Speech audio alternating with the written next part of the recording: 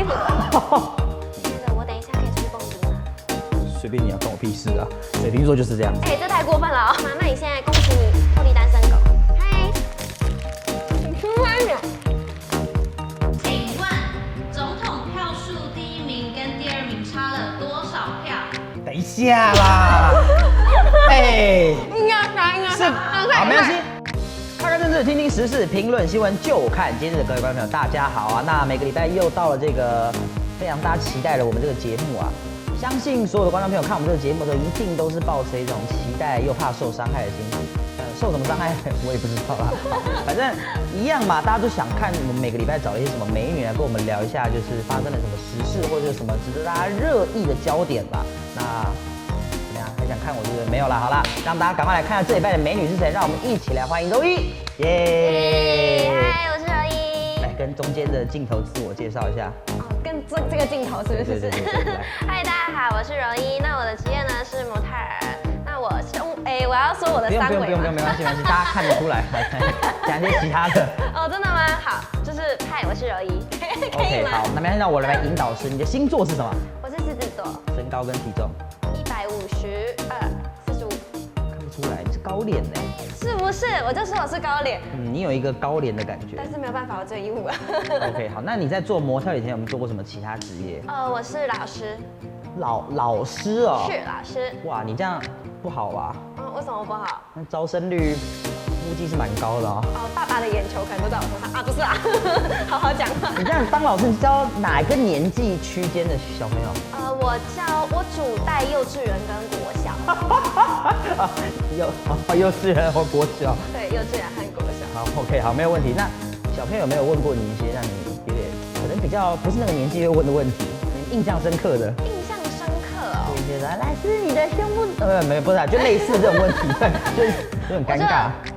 小朋友通常不会问太超出年龄该问的问题，但是他们会问很多就是让我蛮尴尬的问题，比如说有小朋友会问，老师我是怎么来的？啊，那你怎么回答他的？我就会说就是爸爸跟妈妈手牵手睡觉来的。那小朋友不会质疑吗？就是我就跟他说，那你回家问爸爸啊。回家问爸爸。我不能因为有一些，就我觉得这个教育要从爸爸妈妈那边开始，不是从我，因为我只能讲很笼统说你就是跟爸爸妈妈牵手睡觉来的啊。你会怕他回去跟爸爸妈妈乱讲，对不对？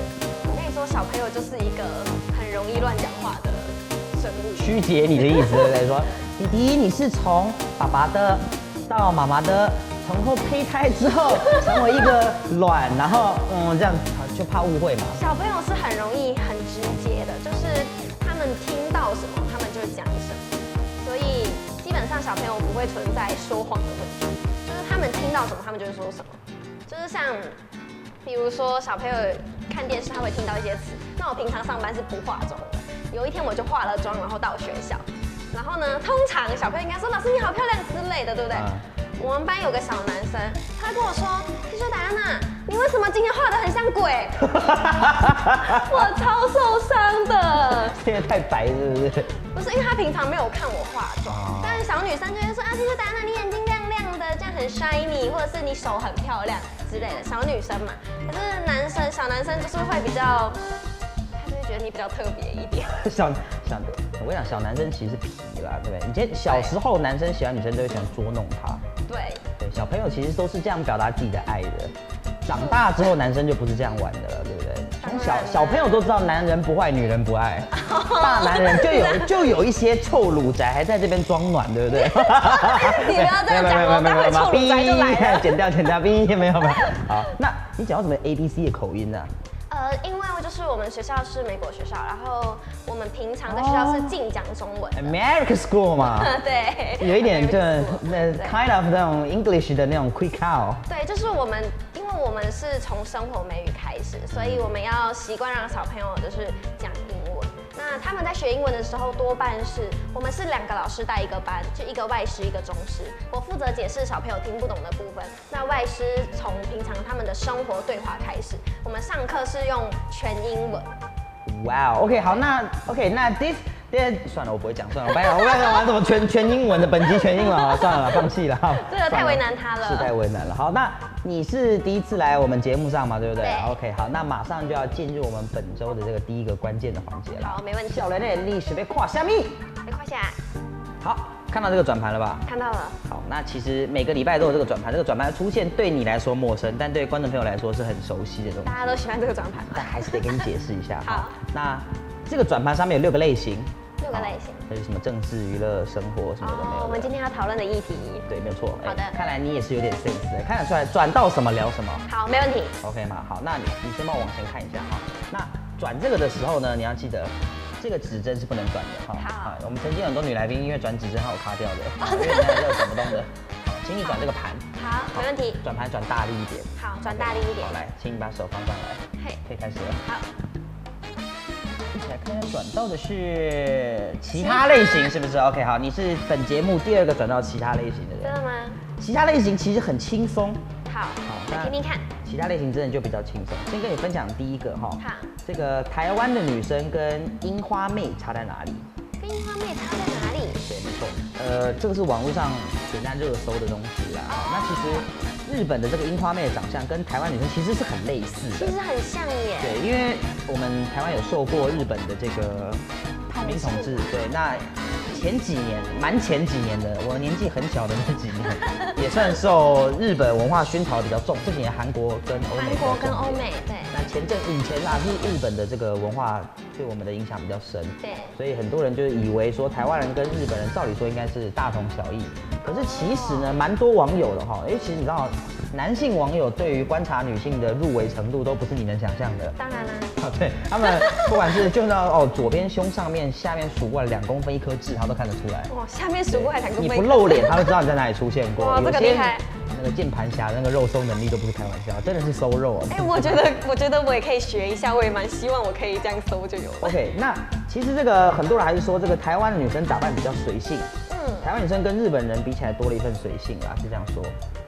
其实我个人觉得呢，因为在日本跟台湾，我觉得最大的差异就是化妆这件事情。怎么说？因为化妆在日本来说是一个礼貌，对。但在台湾通常就是女生就是化妆是为了美化自己，让就是自己看起来赏心悦目。但是日本人化妆多半是因为这是一种礼貌，他们去一些场合或是出门，像我有朋友啊，他是住在日本。那他就说，日本人如果你出门不化妆，或者是你身上有一些体毛没有除干净什么，他们就会觉得你很奇怪。哇哦！所以你上一次化妆是什么时候？我上一次化妆是今天早上。哦，那再上一次呢？再上一次，其实我是一个平常没事不化妆的人。对啊，因为我才问你啊，看起来就是你感觉你提到这件事情的时候，你是感觉心有戚戚焉，感觉你不是很常化妆。对，但是其实我每天都会化到妆，因为我目前的职业是模特儿，那我每天就是工作的时候必定要上妆。对，所以我每天都要化妆。但是呢，我是一个只要我休息，假设我年假期间现在没多久嘛，过完年这样，我过年期间休息，我休息了3天啦，都没化妆，我只休息3天，然后都没化妆。过年前有跟家人朋友见面？我吗？其实我有，但是我没有就是特别回到乡下过，因为我是彰化人啊。对，但是我们就是以往过年的时候都要大家一起就是回到彰化去，但因为我没有时间，因为我只休息到初2而已，我初3就开始了。算是辛苦了。那你自己去过几次日本？我自己其实没有去过日本。你没有去过日本哦？没有。真的假的？那你对日本文化的印象到底是什么？我对日本呢，就是日本女生很会化妆，然后在日本有非常多的美妆，对，然后就是那边是一个走路会走到脚断掉的地方。哇，我第一次听到有人是没有去过日本，那你去过哪些国家？我其实比较喜欢去东南亚国家，就是海岛国家，只要有海的地方就有我。为什么？因为我热爱大海啊，美人鱼 mermaid。不喜欢穿比基尼？我就是不喜欢穿衣服啊，不喜欢穿衣服。你这么不喜欢穿衣服，所以喜欢去东南亚国家？对。难怪你不能去日本。因为日本就是一个要穿很多衣服的地方啊。我讲真的，很多人对日本的印象，尤其是台湾宅男对日本的印象都是错误的。你不能从你在网络上看到的某些片段来判断你日本女生嘛，对不对？日本女生没有那么不爱穿衣服啦。其实日本女生，我觉得她们算是蛮传统的。你自己既然没有去过日本，那你都不会有人家推荐过你说，像你说，去日本玩玩看，去哪里走走看这样？大家会喜欢问我去哪里玩，就是他们会问我说，觉得去日本哪里玩好。因为因为我有很多朋友就是有在日本工作，那或者是他们是在日本生活的，还有嫁去日本的，对，所以他们都还是会问我。那我对日本就是有个基本的概念，不能说我自己去走过，但是我只能说就是你基本上问我会没什么问题，就是你只要交通问我，或者是你觉得去哪里玩哪个点，或是哪个地方玩起来好不好玩，问我就可以了。你没有去过，你答得出来哦？我答得出来，因为会聊天，会跟朋友聊天啊，或者是因为我不是有说有嫁去的朋友嘛，还是会回来台湾吗 OK， 好，那我本人去过日本哈，东京加大阪加起来应该不下10次。哇，很多次哎。所以呢，既然你已经发下狂语说没有问题了哈，我不要说刁难你，毕竟你没有去过。好，我们就问个简单的，好不好？你知道日本的皇居在哪一站吗？皇居？对，日本天皇居住的地方在日本东京的哪一站？哦，完了，这完全不在我的关注范围内。OK， 通常不是都去美妆吗？因为女生去日本就是。这题可能太难，那我换一题哈。那这个答案呢，我也不跟大家揭晓，大家一定要去搜寻一下，增加在自己搜寻的能力。对，下一题，大阪跟东京的地铁都有的一站叫什么名字？都有的一站，你说那个同样的站名，交界的站名吗？都是，就反正就是这么多100多个站里面都有这个站名。都有这站名，我思考一下。就可能像可能台北跟高雄虽然没有一样的站名，但可能假设他们都有一个站名叫淡水，这样类似。大阪跟东京都有一个站名是一样的。一样的。想一下，大阪跟东京哦。对。这问题很好哎。没错，我就说，其实呢，人呐还是要放下手上的纸笔跟手机，亲自到现场走一走。没有被问出来，尴尬。这题的答案可以先跟大家讲一下，因为上一题我也还在想。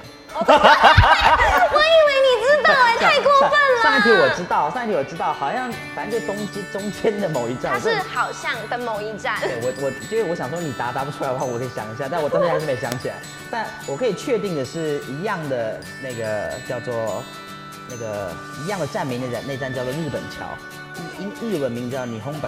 日本桥。哎，会讲日文哦？没有，不会，我只会讲这一句。哦，真的吗？我会的日文通常都是一些成年人会讲的日文。哦，对，什么やめて之类的。一般小朋友都会讲日文，我会日文没有那么多，对，就是还是有空去走走看啦。哦，我觉得，因为我个人呢是非常不喜欢逛街买东西的，去日本就是要走到脚断掉，所以我不会去。就是甜点美食嘞。对，就是因为日本比较重口味。对，然后我是一个比较清淡的人，所以我去东南亚都会拉肚子，因为大家都很重口味。好了也好了，就是美食就还好，因为毕竟台湾是一个你知道，我觉得台湾就是一个富有美食的地方，真的世界美食哦。你去意大利，你能吃到卤肉饭吗？不行，但你在台湾，可以吃到意大利面，奇怪了哈。台湾就这么神奇。你去美国，你想吃薯条怎么可以？你吃得到卤肉饭吗？吃不到。在台湾，你也可以吃到牛排。华人街其实有卤肉饭。毕竟美国地大嘛，有时候不一定嘛，对不对？可是在台湾，对不对？你3步5步都有薯条、汉堡可以吃啊。对你讲到重点了，这样讲就对了嘛。台湾什么地方就是什么东西没有，就是吃的最多。今天是打脸大会，对不对？我不小心的。对不对？我刚才打了你一下。对，你也打了我一下。没关系。那接下来下一则新闻哈。好来。下一则新闻是12星座不可触及的死角。12星座。你是什么星座？我是狮子座。你是狮子座的，是不是？那你自己觉得你的你生活上或者什么工作上、感情上的死角是什么？就踩到，我觉得同一件事情不要让我讲超过3遍。你会觉得是什么样的心态？觉得说不要讲超过3遍？就是比如说，不是，就事不过3嘛。我讲第1遍你忘了，我可以当做你忘了。我讲第2遍你又不小心忘记，我可以当你粗心。我讲到第3遍的时候，你是听不懂人话吗 ？OK， 那上面这个同整的说法我念给你听哈，你听听看，觉得有没有道理？好。狮子座呢，如果是上司的话，他的脾气会比较大一点。对，好，他是很专注的一个星座。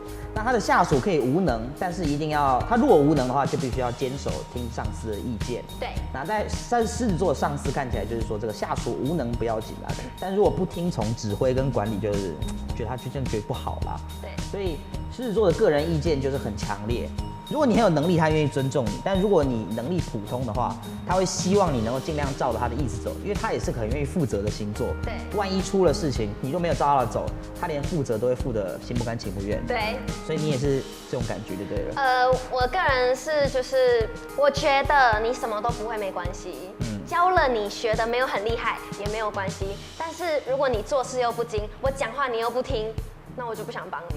你自己有在研究星座吗？其实没有，我就是一个有点粗心大意的女生。你自己平常也是一个粗心大意的人，是不是？对，也不是这样讲，就是我有点像是活在自己的世界里面，就是我管得好自己，就是我不会去管别人，我就是我可以不喜欢你，我可以不喜欢你的作风，我可以不喜欢看你的任何东西，但是我不会随意批评你。你突然把这个节目弄得好严肃哦。没有，没有。他问的很认真，你问的很认真嘛？没有，我很认真，可是我这样突然看着你，你知道我刚突然看着说哇，好像老师哦，对，你是老师啊，对，说害我突然，我是老师，你知道害我有一种突然不敢乱讲话的感觉。没有，就是你可以不喜欢，但是不要批评人家嘛，就是不要去指责他。OK， 好阳光的一个节目，我突然觉得我们节目怎么突然变得这么正向？我一直都很阳光啊。OK， 那你交过几个男朋友？我交过3个吧，4个男朋友。那你印象最深刻的男友是什么星座的？双子嘛。我的男朋友都脱离不了双子啊。就是4个都双子是不是？对，4个都是双子。总共8个孩子是不是？对。为什么会喜欢双子座？我觉得这就是一种，就是吸引到吧，就我也不知道，就刚刚好他们都是双子座。其实在一起之前，我从来不会认识一个男生的时候问他说，你是什么星座？不会。就是通常都是在一起之后，问了生日之后就查一下，才发现是双子座。都是哦。对。这么夸张哦？对，我连好朋友都是双子座，就是我最好的姐妹啊、闺蜜啊，然后通常会认识的朋友啊、附近的朋友基本上都是双子座。很遗憾，我不是唐老师，不然我今天一定可以跟你讲解一下，一定是你的上升还是什么下降还是平行，对到了哪一个什么火风象水金木水火土不知道，没有办法，可惜了啦。但还是可以跟你说一下，那我跟你讲，双子座他当人家上司的特色。好啊，来听听看好了。双子座的上司会比较八卦。双子座个性可能比较八卦，然后他也是一个蛮懂得跟上时代的一个上司，不会太古板。那他很喜欢多变的那种感觉，所以其实双子座的很多都是口才不错，然后也是很喜欢做创意的行业。所以他们说双子座是一个发想能力也很强的一个星座啦。那可是双子座呢，他也会希望人家顺从他，但他自己说过的话，他有时候会不成。但双子座嘛，2个人，就是有多重人格啊，对，不是只有2个，他有8个。对，讲的话也不知道自己讲过，就有这种感觉。所以有时候做他的下属会觉得，你不是上礼拜跟我说这个方案 A 要拿给客户，怎么现在你跟我说要拿 B 给客户，就是有那种感觉。对。所以双子座上司呢，虽然很有创意，也很有趣，但有时候会让下属感到有一点。他自己也说过，他都会忘记啊。这个交往上你有遇到一样的问题吗？交往上会，就是他们会有不同的时期，他们会有不同的答案，同一件事情。比如说，我今天问你，你心情好的时候，我问你，我明天可以去夜店吗？你就说，好啊，你去啊，结束我去载你。然后今天晚上我再问你一次，我明天确定可以去夜店吗？你可能现在心情不好了，刚刚有人惹你了，你就不准去啊！女生去什么夜店？我告诉你，真的有。那我跟你说真的，你很适合跟我们这个水瓶星座的交往。为什么？我跟你讲，水瓶座人真的是哇！我举我个人的例子，你现在问我，我现在假装是你男朋友，你问我。真的吗？亲爱的，我等一下可以出去蹦迪吗？随便你啊，关我屁事啊！水瓶座就是这样子。这太过分了哦！没有，水瓶座真的是这样，这太过分了。随便你啊，你去啊。我去，那你就不生气吗？不会啊。不是吗？那你现在恭喜你脱离单身狗。嗨。但反过来，反过来哈，水瓶座缺点也是这样。反过来哈，就是我如果要去夜店，我连问都不会想问你。因为我的世界也就是这样子，水瓶座是需要一个，他可以是5层6层跟你相处，但他需要另外的都是自己的空间。可是星座这个东西呢，其实基本上还是仅供参考啦。大家没问题。也蛮多女生朋友很容易就依照星座去评断一个男生的人格，希望大家也尽量不要这样，给男生朋友一点生存跟喘息的空间，就好像我不生儿双子就该死吗？也不至于嘛，对不对？当然不是啊。毕竟像柔一这种漂亮都找双子座的男生，所以大家也不要再因为自己是双子座而紧张跟难过了嘛。我跟你说，每个人的个性真的是不太一样，跟生长的家庭什么的，然后还有相处，真的星座不是100分，但是一定会有略相同。OK， 好，谢谢老师，你讲解实在太好了，让我真的是受益良多啊，老师。你知道你刚刚叫我老师的那一秒，我有点想反驳你，但想一想，我确实是老师，没有错。老师真的是当过一段时间，那一辈子都有那个感觉。我跟你说，当老师就是会有后遗症，真的就是会爱碎碎念。OK， 那我觉得我很爱碎碎念。老师确实啦，我刚刚在还没开录前跟开录之后，我可以跟观众朋友分享一下，他是他是。太过分了，不要理他。好，那老师其实应该是一个形象很不错的一个职业啊，感觉只有形象不错，端庄哦，又有那个稳重的感觉。那是你没有看到我对小朋友怒吼的时候。没关系啦，观众朋友们有机会看到。那今天我们一定要让他看到。好，我们等一下下一个单元就会让大家看到崩坏的老师。不会。休息一下，马上回来。休息一下。哎，看到了，桌上这些，这是满汉全席吧？算是简陋版的哈，清晨版的满汉全席啦。好，非常丰富的一个，算大家看得到早餐啦。它是真的是蛮丰富的，我觉得。蛮丰富的，对你平常也没有机会看到这么多早餐，不容易。怕我今天肚子饿是不是？对，写这样。今天为什么会做这些早餐呢？其来有自嘛。有网友在这个 PTT 上面 po 文，我们毕竟这个单元做热搜的，啊，网友在 PTT 上面 po 文说，早餐界，早餐界，就这些都是早餐界一定有的固定菜色，对，什么蛋饼啊、厚片啊、铁板面啊、煎饺什么，这都是固定菜色。哦，那到底这些固定菜色里面的霸主是谁？霸主哦，霸主是谁？哪一个最好吃，或是哪一个是你必点的、最多人点的或最喜欢吃是什么？好，那参考网友的意见不是我的作风。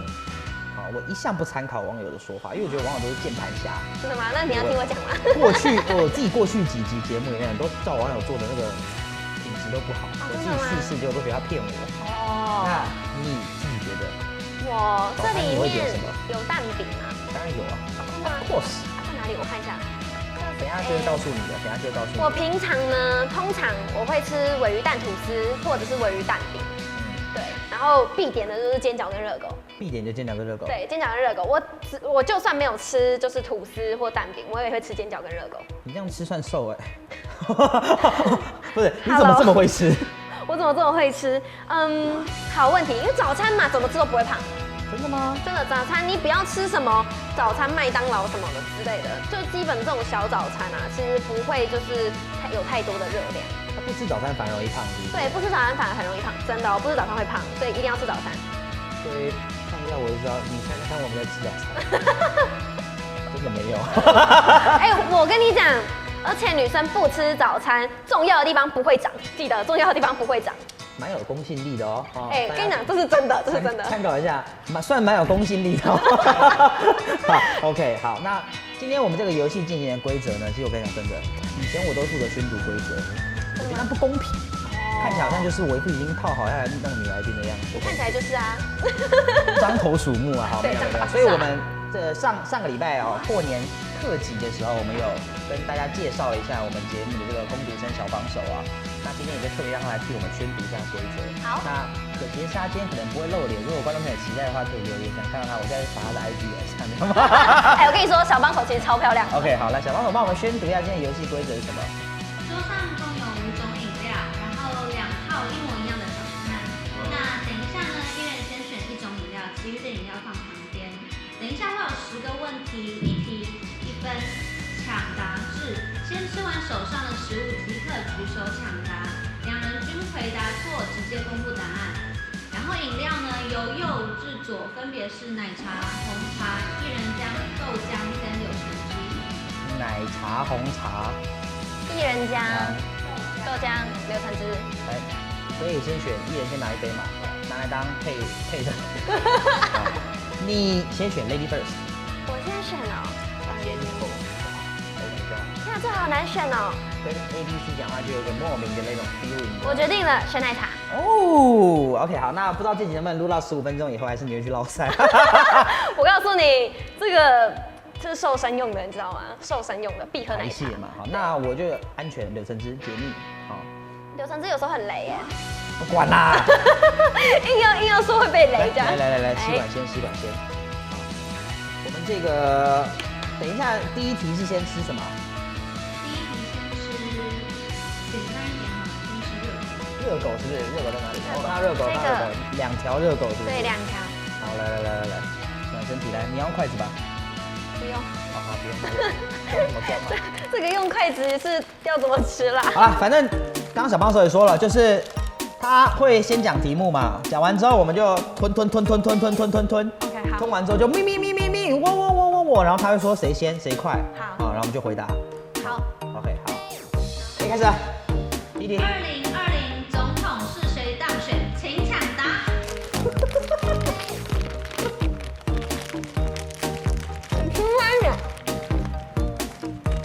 塞嘴里就可以了，不用吞。我什么选项？没有。哎呀，总统是谁？哦哦，蔡英文。好，这样子你得1分。好，好，现在是1比0。谁要？下次要先说可以塞嘴巴。那这边吃我们吃的时候还是要讲一下，你自己觉得热狗是很重要的一个环节，为什么？因为它什么时候都很开胃。早餐店热狗是不是它为什么都是小条的？你有想过吗？为什么是小条的？大条的就不是热狗，是香肠啊。切的卖的都是大条的，那个是跟我差不多大小。那是德国脆肠。哦，是老师这样说的吗？你是说那个粗的那个吗？那个在上面滚的那个。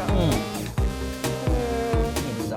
没有啊，你看早餐店它哪里会直接写热狗？它小热狗嘛。他都说是小热狗了，总会给你大条的嘞。也是。对啊。下一个是什么？下一个是什么？下一个是吃起司蛋饼。起司蛋饼。哪里有起司蛋？这个吗？起司蛋饼，哇！这也太要命了吧！哎，我说真的，这集录完的时候，我看完大家在今天晚上真的不用吃了。不过你说的哦，好，你已经挂保证了，吃早餐是不会胖的。吃早餐不会胖，真的。我信你。看我就知道啊，不知道。我信你一回，塞嘴巴就可以了。哎，这也太难塞了吧？好来，请问总统票数第1名跟第2名差了多少票？等一下啦，哎，应该塞，应该塞。好，没关系，让你一个，让你一个，让我一个。你要等他说，请开始，请抢答嘛。好，选项1 100到200万票，选项2 200到300万票，选项3 300到400万票，请抢答。好黏哦。好，请说。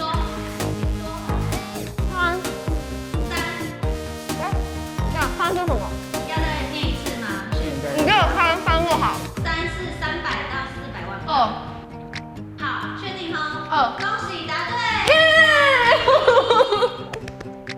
松了一口气，你知道吗？他刚吃完说哇哇哇哇哇，我好高兴的是我，好不好？下一个。现在呢，我决定，因为这样子速度会太慢，所以就是我念题目的时候，你们就可以开始了。好。好，第3题，吃铁板面。这个吗？不是分数确定有 balance 吗？来，我们就看，这分数真的有 balance 吗？哎，我想这对我来说是公平的，对，它看起来就是可以吃的。这也太黏了吧？请问发生什么事？第3题是讲出2对2019结婚或订婚的明星，国内国外的都可以。我知道离婚的。完全这是喜剧吗？哇，我只知道离婚的，哇，这我吃不下了。毛家恩跟完蛋了，不知道吗？他不知道。前阵子有场世纪婚礼。林志玲跟阿 Kira。哎，好，算对。这样子，目前比数呢是2比1。铁板面好吃一点。我觉得太多了呢。下次我那个蛋饼有没有可以来个减量的吗2019票房第1名的电影是第1名《狮子王》，第2复仇者联盟终局之战，3蜘蛛人，4小丑，请抢答。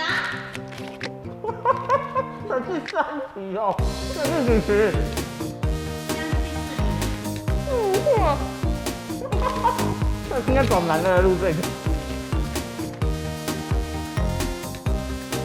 太夸张了。第1吗？狮子王吗？第2吗？第2讲不出话来。第2，好，恭喜你答对。现在是2比2。这什么狗屁计划？太吐出来了。哎，没有，不能吐出来，真的不能吐出来，想办法要吞进去。已经给你先先吞先答。要记得要有惩罚。我要不开始。好，第5题，长荣空服员罢工是几月？1、5月，2、6月，3、7月，4、8月，请抢答。长荣罢要工筛完吗？ ，Of course， 哎，游戏规则就要筛完，你不要一直想要违反这个游戏规则，好不好？不然就不行啊。哇，请抢答。4是8月，确定吗？我考虑一下。要不要再念一次？ 8月。 8月吗？答错了。就是3、7月。恭喜你答对了。我出演那么辛苦呢。几比几啊？3比2。对，目前战绩3比2。因为妈咪说好不要浪费食物，我看他吃。加油！这一题我让给他。对，好，这个蛋饼我们吃一点，吃多少要吃一点啦。好不容易是3块，好，小帮手是这场比赛的负责人，他说3块就是3块。真的吗？好，依然是3块。我跟你说，我现在就要放弃，然后等他吃完，他抢输了我再抢。聪明吧？聪明。想清楚哦，这题要是让我答对的话哦，你最好给我抢输哦。威胁他。第6题，日本5月1号的凌晨，德仁即位，正式成为日本的126代天皇。那德仁的父亲明仁退位成为皇上。在这2个是在皇权交接的时候，请问日本告别持续30年的平成时代，改年号成为什么？他一定会答错。他一定会答错。我跟你讲，这题答案我知道，好，可是答题的前置作业我不能完成。你那个快滴下来了，你知道吗？你要不要狗一下？来，我跟你讲，什么叫做有骨气的男人？这题的答案叫做令和，但是我他妈的放弃。下一 OK，题，那换你答。硬核。是这样玩的吗？他放弃了。是这样玩的吗？对，就是这样。来下一题，他有被自己小帮手坑的感觉。帮你哭哭。来吧。好，第7题，2019年有一位史上最年轻的16岁小孩登上了联合国气候行动峰会，倡导减少排碳量，还大量的说大人只是为了自己的利益而不重视生病的地球。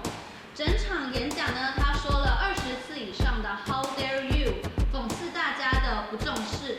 请问这个瑞典小女孩叫什么名字？他还是会答错。他还是会答错。3伯格，2伊丽莎白，3克拉尔，4雷拉拉尔。他一定会答错。这一集计划是谁讲？是不是你？ Who the hell are they？ 是这样念吗？这样讲吗？我不知道是谁啊。我知道那个骂大的很恶心的是韩国瑜的小编，前年哦，真的吗？骂那些大，你们大人都是这么恶心的啦。是我知道是韩国瑜的那个美术小编，我刚刚其他的我就不知道了。这逻辑不错。快点答。3， 3也答错了，答案是1。你载我。答案是1，桑伯格。他哪踢我啊？不是，你是我们小帮手乱出题，没有照人家的出题方法。你不是说一定不是1吗？人家相信你呢。我说一看起来不像是会讲话的名字。接下来是吃厚片的字。好，吃点甜的。好 ，OK。后面吐司先拿起来，一半吧。好，来。好，第8题，下列何者不是台湾的邦交国？1瓜地马拉，2尼加拉瓜，3教廷，4所罗门群岛。教廷是哪里？哦。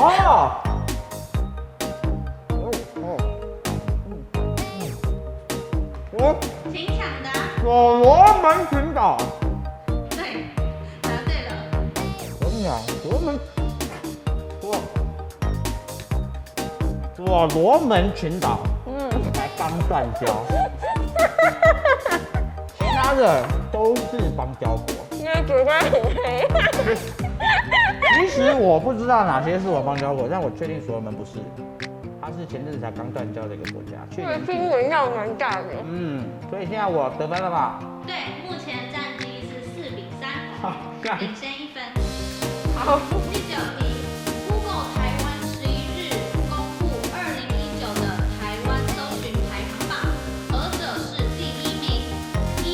韩国语，2. 香港反送中，3. 我们与恶的距离，4. 世界12强棒球赛。请抢答。1吗？韩国语。我难得这么一口塞。又是一个被韩国语骗的人。不韩国棒吗？我，请说。我们与恶的距离，对，啊？为什么？很有名，好不好？这样子不是？现在是5-3。我输了。我跟你讲，一般的节目都会说要玩到底，对不对？不过我相信你也不会想玩到底。我们就不要再吃亏嘛。你今天直接进惩罚吗？对，我们就进好，来帮我们拿惩罚道具来，好不好？豆浆红茶，先让你喝一口，好，先让你把人生都留在最后这美好的一刻。我得把它喝完，喝一人家可以存到。不行，硬要作弊。小喝一口试试看。这个是好喝的吧？好甜。这个是好喝的吧？至少是好喝的。对，是好喝的。好了，那准备好了哦。好，来。这样来了。这样看起来好浓稠哦。这是有勾芡是不是？薏仁浆你没喝过啊？没喝过啊。好，这个惩罚已经准备好了。那你可以告诉我你在死前有什么遗言吗？等一下记得送我去医院。医院是不是？我先问你啦，你自己常吃这种早餐店的饮料，你有没有落晒的经验？有啊，你不知道早餐店的奶茶就号称落晒奶茶。真的吗？那到底是为什么？我也不知道哦。对，其实我不知道，但是我觉得应该是因为它是红茶，然后直接加那种一罐的奶精，你知道吗？它奶精是啪挤进去，奶精不用钱哎。来吧。啊，真的啊。你以为我们会遗忘掉这个环节吗你们有看到吗？里面就是，它是一条一条的，为什么会这样？我们给摄影机看一下，它这个里面哦，看起来就真的只有薏仁浆，我也不知道怎么讲。它的红茶跟那个豆浆的比例好像都已经没了。荡然无存，就剩下这个薏仁浆了。你现在是要颁奖吗？对啊，颁奖啊！恭喜你获得这场比赛的失败啊！我闻一下，我闻一下。喝一半就好啦，不要我跟你讲说，我这么卷头，对不对？让你喝完，你那个脸我哪受得了？其实有点像那个，你有看过那种要做柜的时候那个糯米磨成水的那个吗？有点像那个味道，我觉得。喝得完吗？其实我觉得蛮好喝的。真的吗？其实蛮好喝的。那你把它喝完。没有想象中那么恐怖。真的哈、所以其实早餐店的饮料啊，严格说起来，他们都还是哇哦，你常在喝酒哦。你知道喝完酒的都有个习惯这样，让大家看一下空杯。哎、我老师，表示一下，老师，谁说老师不喝酒？没有，我只叫你老师，我没说什么，你不要那么紧张好不好？我就叫你老师而已，你那么紧张干什么？可以。总之，这个早餐吃的呢，算是前面愉快，后面艰苦，但是也是圆满的完成了今天的对节目了。那我们这一节节目呢，就到这边告一个段落啦。那如果各位看完呢，虽然时间也晚了，晚上9点，想吃点宵夜的话呢，也尽量鼓励大家走出去哦，不要再常常用外送来减少自己的运动量了。今天节目就到这边告一个段落啦。那我们希望下礼拜有更不一样的企划，更不会那么痛苦的哈。那下个礼拜再见啦，各位观众，拜拜。拜拜。